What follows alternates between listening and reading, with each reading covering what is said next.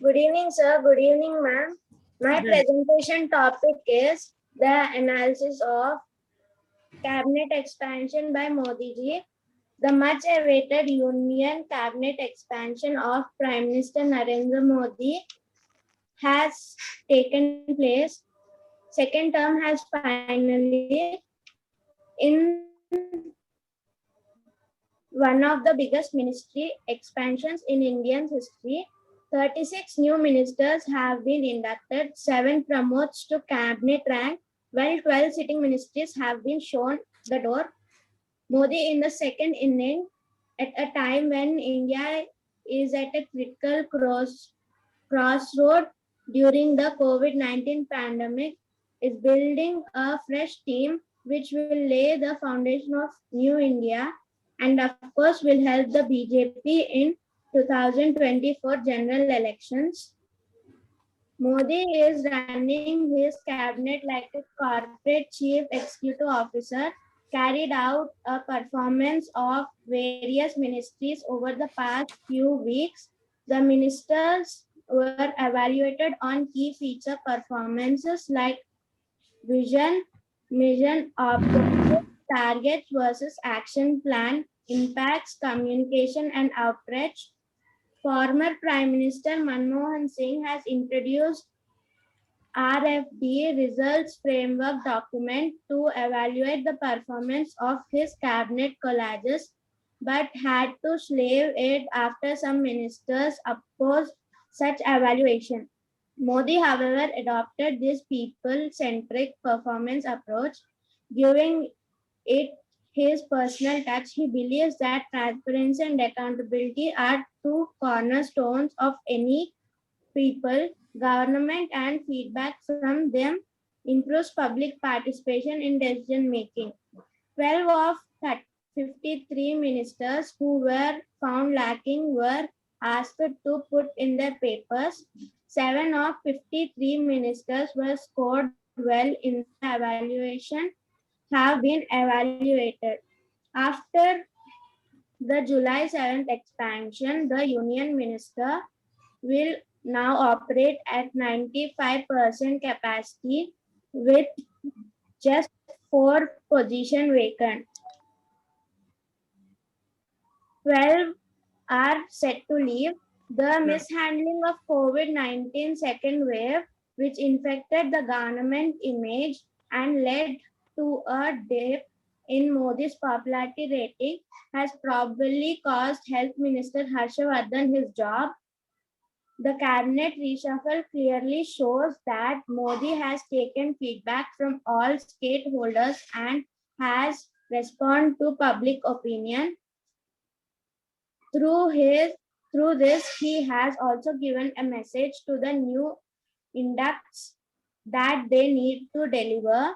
Modi has also not necessarily experts in the reshuffle to encourage new faces to bring in new ideas to provide solutions. The example being the preference of Kiran Raju over Yadav for the law ministry. Apart from for performance, the focus has been on youth and faces with administrative experiences. MPs from 25 states and union territories are now ministries in the union cabinet. The new cabinet has 7 former IAS officers, 11 women, and 14 ministers before the age of 50. The BJP was earlier referred to as party of the upper caste. It has shielded the image over the last few years. The majority of the OBC vote bank nationally, which was earlier with the Congress, has moved to the BJP. The party won the maximum SC or ST reserved seats in the general elections 2019. Today, other backward classes scheduled castes and scheduled tribes apart from the upper caste are its core support bloc.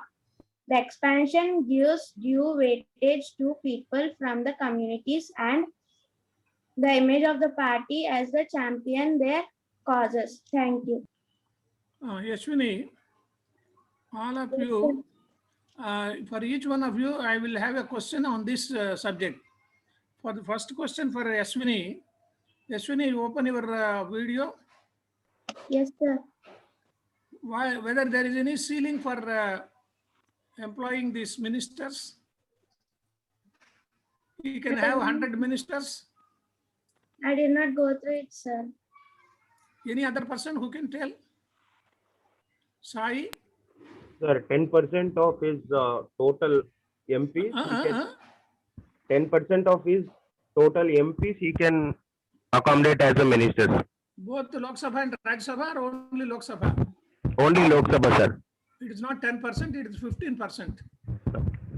The Prime Minister can appoint not more than 15% of the 543. That means it comes to 81. But the Prime Minister has taken a decision to induct only 77 people. That you should note down. You please note down in your notebook. There is a ceiling of 15% according to the Constitution. Then another question to Sai. Whether anyone can be nominated even if he is not a member. Sai? Yes, yes, sir. No. Yes, sir. He can nominate any member if he is not MP from Rajya Sabha or Lok Sabha. Prime Minister has the power to do that. But what is the time limit?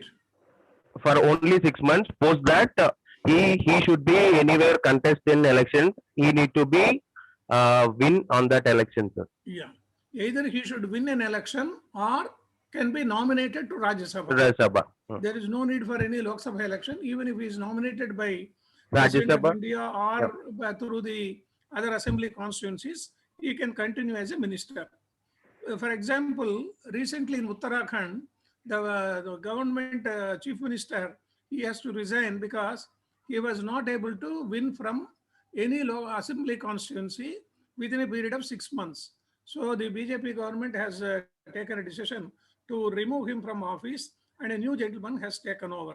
So the time limit for the minister to continue is 6 months. That you please note down. Then for Padma, whether the Prime Minister can take any MP from opposition party to be a minister? Padma? Yes, sir. Have you heard my question? Yes, Whether sir. the Prime Minister can take a minister from opposition parties also? I'm not aware of it, sir. Huh? I'm not aware of it, sir. Yeah, he cannot. He takes only from his own party. That is UPA or NDA, the group of parties. There are about 17 to 18 parties in NDA. From among the 17 group, he can take, but he cannot take a person from Congress. If he is in opposition, he cannot save the government. He cannot reply the questions put by the other question members. So opposition parties are not included. Members of the opposition parties are not included. We'll move on to Pratyusha. Yes, For yes, sir. President of India, there is a fixed term of office, 5 years. For a cabinet rank minister in central government, what is the term of office? Cabinet Minister. Sir, central government, Yeah, central government, 65 years. Huh? Sir, 65 years, sir. There is no fixed term. He is the minister with the pleasure of the President of India or the Prime Minister. If Prime Minister says you have to resign, he has to resign. President is pleased to remove you from office. President is pleased to remove so-and-so minister. Like about 11 ministers have been dismissed from cabinet. Ravi Shankar Prasad, Javadekar, all these people have resigned on the intimation by President of India or Prime Minister of India. So there is no fixed term of office for a minister. It can be 1 day, it can be 5 years, it can be 2 years, whatever it is. Then another question is for Aditi. What are the perks, matlab, salary and other benefits he will get, a minister, Aditi? The What minister are will the get many benefits a perks. central minister will get? Can you hear me, sir? Is my voice audible? Please sound, you enhance your sound. Is it audible now, sir? Yeah, tell me. The perks of a minister are, or what all the government job candidates get, sir. Yeah, The same he gets ones. a quarter, he gets a salary and travel allowance also, and Yes. he is eligible to take 6 officers as his personal staff. There will be one person secretary to that particular ministry. Suppose that ministry is for commerce. There will be a separate secretary, IAS cadre like you. You will become an IAS officer. You will be a secretary to that particular government. He is not changed. But when the minister takes over, for example, Anurag Thakur has taken over as I&B minister.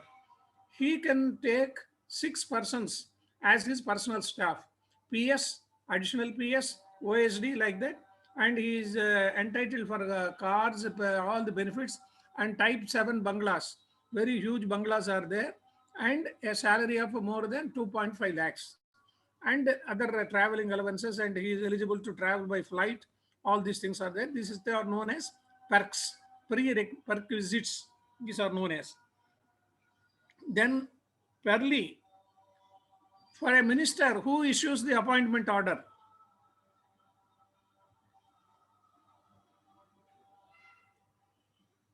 Hello, Perli, Sir, who issues the appointment order? Cabinet Minister of Center. appointment order. Orders. I will give you a clue whether it is by Prime Minister or President of India. Sir, Prime Minister, sir. No. The Prime Minister tells to the President of India, and President of India issues the letter, or it is called as warrant.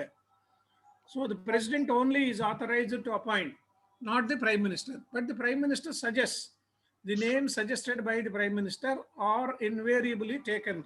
That is the thing. What about the 7th person? He is not there. Who is the Sneha is not there? Sneha? Sneha? Leave it. We will go to next person is, I think, according to the age, it is Aditi. Yes, sir. Should I present, sir? Yeah, please. Open your video. Yes, sir. Can I share my screen, sir? Please. Yes. Ma'am, can you- Constitutional I amendment. have allowed screen sharing. Who You is can that? do it now. Yes. Sneha, na? No, Aditi, sir. Please. Sharing screen. Yeah. Can you see my screen, sir? Yeah, ma. Yeah. Good evening, everyone. My name is Aditi, and today my presentation topic is recent constitution amendments. What is a constitution? A constitution is a set of rules and regulations guiding the administration of a country. The Constitution of India is the framework of political principles, procedures, and powers of the government. It is also the longest constitution in the world with 395 articles and 12 schedules. Amendments. Amendment in government order and law. An addition or alteration made to the constitution, statute, or legislative bill or resolution. Amendments can be made to an existing constitutions and statutes, and also commonly made to bill in the course of their passage through a legislature. As per the procedure laid out by Article 368, for amendment of the Constitution, an amendment bill must be passed by each House of the Parliament by a 2/3 majority of its total membership, when at least 2/3 are present and vote. Certain amendments pertaining to the constitution's federal nature must also be ratified by the majority of the state legislatures. More about amendments. Article 368 does not contain a power to amend the constitution but only a procedure. Therefore, amendments which take away or abridge the fundamental rights provisions cannot be passed. First amendment was made on 18 June 1951 was to empower the state to undertake affirmative action for the advancement of any socially and economically backward classes or categories of scheduled castes and scheduled tribes. There have been 104 amendments of the Constitution of India since it was first enacted in 1950. The latest amendment of our Constitution, the 104th Amendment of Indian Constitution, extends the deadline of cessation of the reservation of seats for the members from scheduled castes and scheduled tribes in the Lok Sabha and legislative assemblies by a period of 10 years. The reservation of seats for the scheduled castes and scheduled tribes was to expire on 26 January 2020 as mandated by the 95th Amendment, but also was extended for another 10 years. The amendment does not, however, extend the period of reservation for 2 Lok Sabha seats reserved for members of the Anglo-Indian community, and thus the practice of nominating 2 members of the Anglo-Indian community by the President of India under the recommendation of the Prime Minister of India was effectively abolished.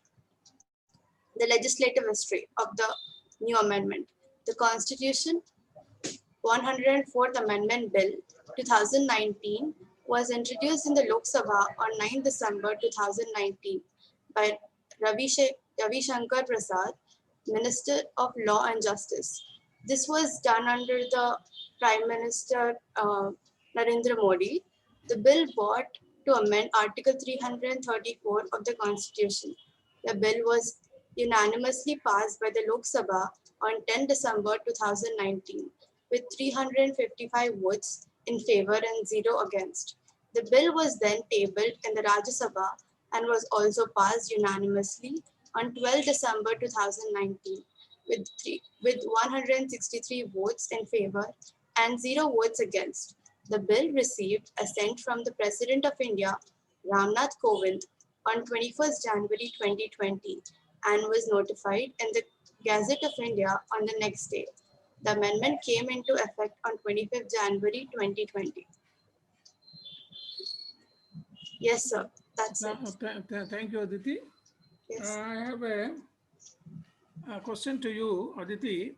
You close the screen and open your video. Yes, sir. Why at all an amendment? Sir? Why an amendment is needed?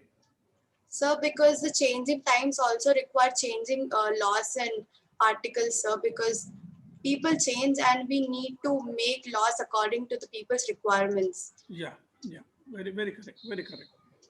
And then the question to Sneha. What is the Sneha? Open it. Yes, sir. What is the importance of 73rd and 74th Amendment of the Constitution? No idea? Yes, sir. Pratyusha, can you tell? No, sir. I don't Huh? tell it, sir. Tell you. It is for the local bodies, Panchayat Raj institutions and urban development ministries. The amendments have been made in 73 and 74th amendments. That is a very important amendment, and it gave birth to the new institutions of Panchayat Raj. That is to be kept in mind. Then, Sai, what is the procedure for making an amendment? Sir, bill can be introduced in Lok Sabha. Two-thirds of majority has to be passed, has to be voted towards the bill, and should be passed it to Rajya Sabha.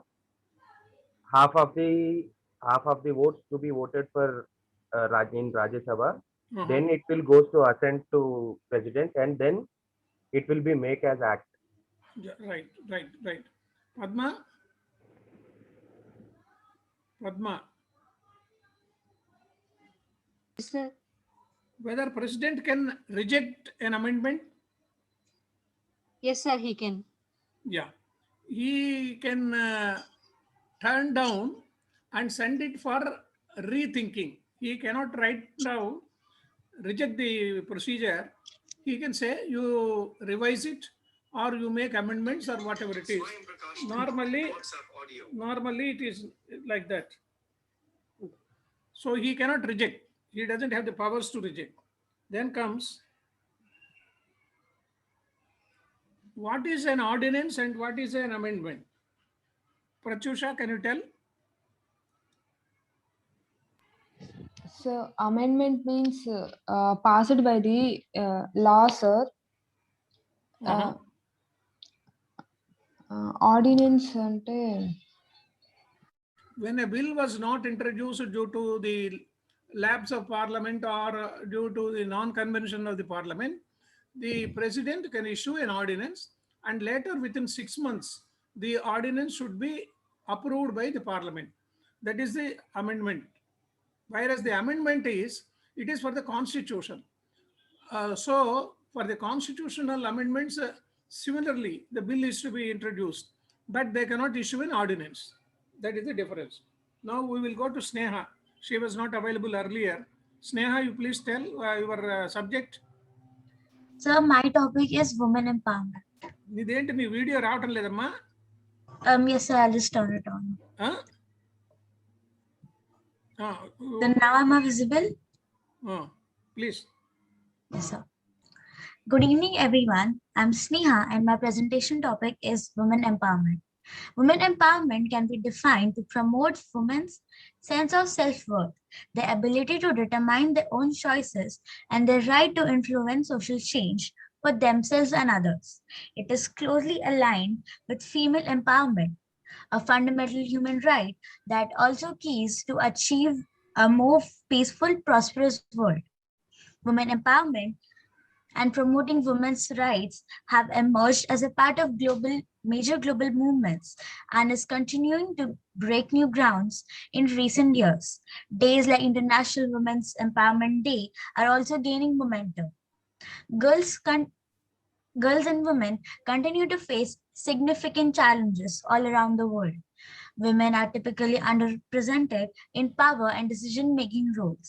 They receive unequal pay for equal work, and they often face legal and other barriers that affect their opportunities at work. In developing world, girls and women are often seen as less valuable than boys. Instead of being sent to school, they are often made to do domestic work at home and are married off for dowry before they are adults. As many as 12 million underage girls are married every year. While some progress is being made in various parts of the world, there is still a great deal left to be done to right the problems of gender equality. There are many schemes taken out by our government of India. Beti Bachao, Beti Badhao, Balika Saradhi Yojana, Sukhanya Samriddhi Yojana, national schemes for incentive for the girls of secondary education are some of these schemes taken out by government. A key part of this empowerment is through education. Girls who are educated can pursue meaningful work and contribute to their country's economy later in life. Empowering girls is a key for economic growth, political stability, and social transformation.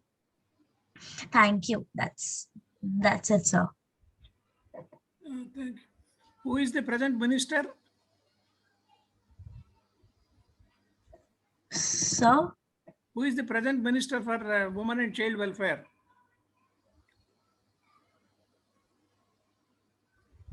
You open your audio.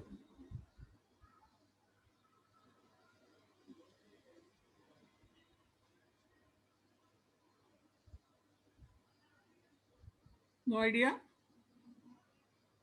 You please check up. Now we will move on because the time is less. We will move on to the next Pratyusha or Parli. Who is the junior most? Parli, are you ready? So, yes, sir, I can tell. Open your video. Okay.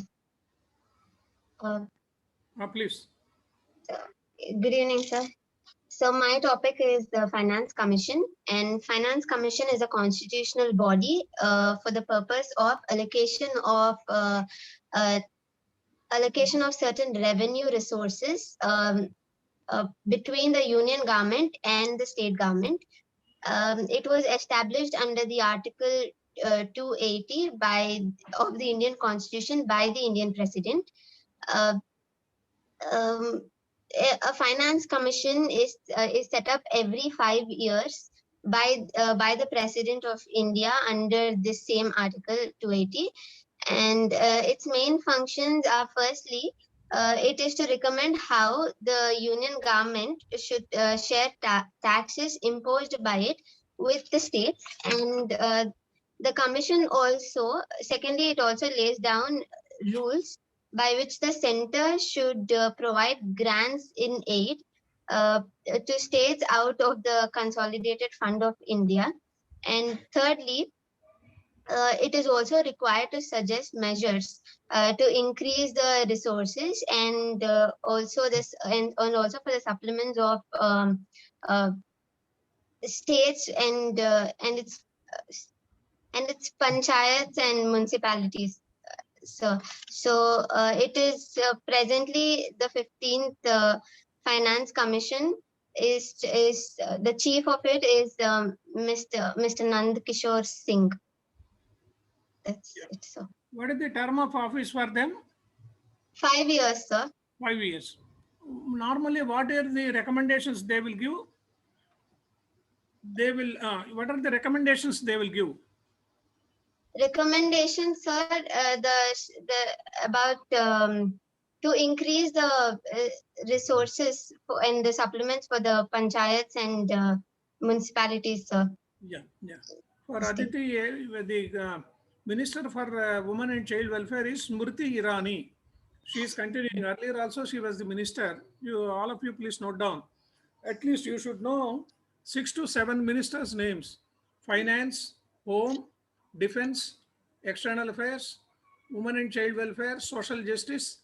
All these are important portfolios. You should know their names. Then we will go to Pratyusha.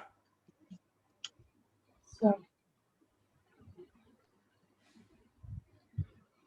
my topic is autonomy of election commission in India. Yeah. After independence, first general election 1951 లో conduct చేశారు. ఆ elections లో nearly 17 crores voters అనేది register అయింది sir. India అనేది democratic country. మనమే మనల్ని rule చేసే వాళ్ళని ఓటింగ్ ద్వారా ఎలక్ట్ చేసుకోవాలి. ఆర్టికల్ 360 ప్రకారం 326 ప్రకారం ఓటింగ్ ఏజ్ లిమిట్ వచ్చి 21 years. అది ఏం చేశారంటే 1988 లో 61 అమెండ్మెంట్ ప్రకారం 21 years ని కాస్త 18 years కి మార్చారు. అంతకు ముందు మనకి సిఇసి అని చీఫ్ ఎలక్షన్ కమిషనర్ అని ఒక్కరే ఉండేవాళ్ళు. ఎప్పుడైతే 18 years కి మార్చారో మనకి ఓటింగ్ వేసే వాళ్ళ పర్సంటేజ్ పెరగడం వల్ల ఎక్స్ట్రాగా 2 members ని యాడ్ చేశారు. వాళ్ళని ఎలక్షన్ కమిషనర్స్ అంటారు. ఈ ముగ్గురికి ఈక్వల్ పవర్స్ ఉంటాయి. దాని తర్వాత 3 types of elections: Lok Sabha, Rajya Sabha, Vidhan Sabha. విధానసభని స్టేట్ ఎలక్షన్ కూడా అంటారు. లోక్సభ ఎలక్షన్స్ లో టోటల్ 552 members. ఈ 552 members లో 20 members వచ్చి యూనియన్ టెరిటరీస్ నుంచి ఎలక్ట్ అవుతారు. 2 members ని మన ప్రెసిడెంట్ ఆంగ్లో ఇండియన్స్ ని ఎలక్ట్ చేస్తారు. రిమైనింగ్ స్టేట్ ద్వారా ఎలక్ట్ అవుతారు. రైట్ నౌ లోక్సభలో ఉన్నది 543 members. రాజ్యసభలో టోటల్ 250 members. 250 members లో 12 members ని ప్రెసిడెంట్ నామినేట్ చేస్తారు. రిమైనింగ్ పర్సన్స్ అందరూ స్టేట్ ద్వారా ఎలక్ట్ అయి గెలిచి వచ్చిన వాళ్ళే. Come to the state elections గురించి మనకు తెలుసు. ఎవ్రీ డిస్ట్రిక్ట్ లో ఎమ్మెల్యేస్ ని ఎంచుకుంటే ఎవరికైతే ఎక్కువ ఓటింగ్ వస్తుందో వాళ్ళు సీఎం ని ఎంచుకుంటారు. అలాగే లోక్సభలో ఎవరికైతే 50% కన్నా అబో వచ్చి గెలిచారనుకో వాళ్ళు మన ప్రెసిడెంట్ ని ఎన్నుకుంటారు. సో ఫస్ట్ మన చీఫ్ ఎలక్షన్ కమిషన్ ఆఫీసర్ వచ్చి సుకుమార్, రైట్ నౌ అయితే మన చీఫ్ ఎలక్షన్ కమిషనర్ ఆఫీసర్ వచ్చి సుశీల్ చంద్ర. That's it, sir. Yeah. A small correction for you. They have increased the members of the election commission not because the voters have increased. They were not able to control TN Session. TN Session was the election commissioner at that time. He has become a very big heavyweight. So to accommodate him and to redress his grievances, 2 more members were appointed, one Mr. Singh and another Mr. GVG Krishnamurthy, and it's continuing now. It is now a plural constituency. 3 members are there, and as you said, all of them have equal rights. And if there is a tussle, majority vote is taken into consideration. For example, some decision has been taken. If all the 3 have not agreed or 2 people have not agreed, it will not go into force. Only majority means 2 people have to agree. One person may disagree or give a dissent note. And another important thing is, it is known as People's Representation Act.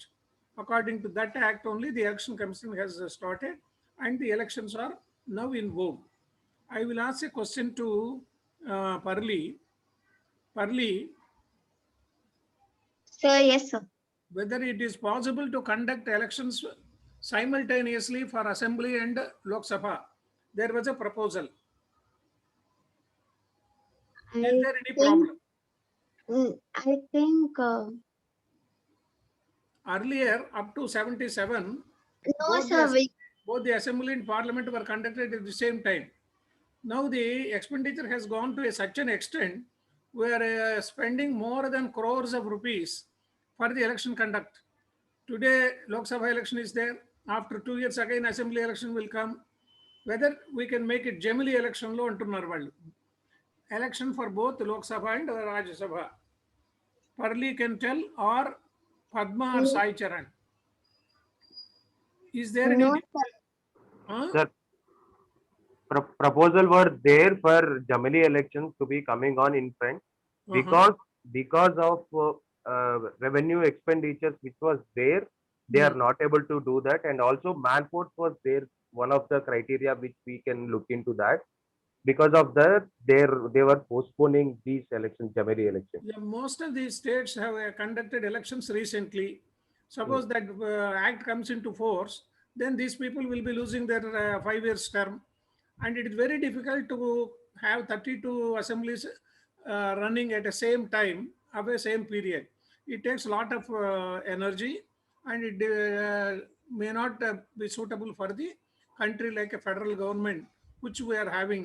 And some of the states, they doesn't agree, because Uttarakhand, the elections will be coming in 22, and this Uttar Pradesh also, there in 22 the elections are there, and recent elections have been conducted in Assam and West Bengal. They will not agree for 24 elections. In 2024, the Lok Sabha elections are going to be conducted. At that time, if all the 32 states are to be going for the elections, it may not work out. Though it is economical and though it is in the interest of the country, it is very good. Because earlier also it was done. 52 elections were like that, 57, 62, all the elections were there.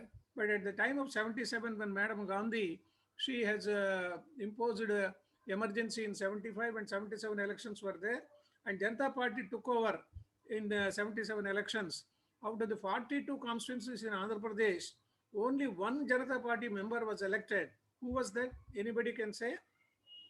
In 77 election from Andhra Pradesh, all 41 were Congress and only one was from Janata. Any idea, Sai? No, sir. It was Neelam Sanjeev Reddy from Nandyal constituency. Nandyal has a peculiarity. It has elected one Prime Minister P.V. Narasimha Rao. It has elected one President of India Neelam Sanjeev Reddy and a Home Minister Mr. Pindekanti Venkat Subbaiah. Nandyala is in which district? Don't tell Sai. Pratyusha, Nandyala is in which constituency, district? Nandyal Kadapa sir Nandyala. Kadapa Kadu. Padma, Karnool, sir. Kurnool. It is in Kurnool constituency. Right. We will, I think, switch over to the another assignment. Madam, 40 minutes are over. I think. Yes, whether- sir. We will join again, sir. Yeah, we will join again and then start. Yes, sir. Yeah, please, all of you, please join, rejoin. Only 2 members are there left.